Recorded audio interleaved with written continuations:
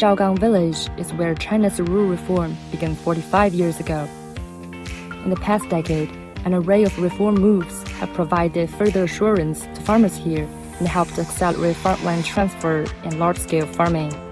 In a major institutional innovation, China has allowed farmers to retain contract rights over their allotted farmland while transferring management rights if they lease the land to others. 这片土地啊，都是北大荒这个集团在我小岗村扭转的，这一部分土地在搞这个现代化的农业种植基地的，干得还很好。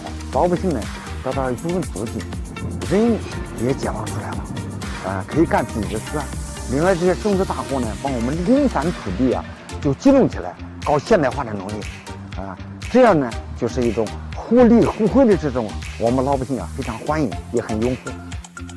Since 2018, Xiaogang Village has developed about 870 hectares of high-standard farmland by amalgamating small plots of land, 70% of which has been transferred for large-scale farming.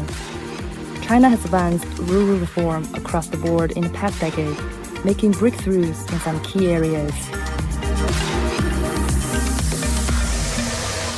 In Hoba Legal Village, the reform of collective property rights has enabled villagers to hold shares in a cooperative engaged in businesses like real estate, education, and commerce.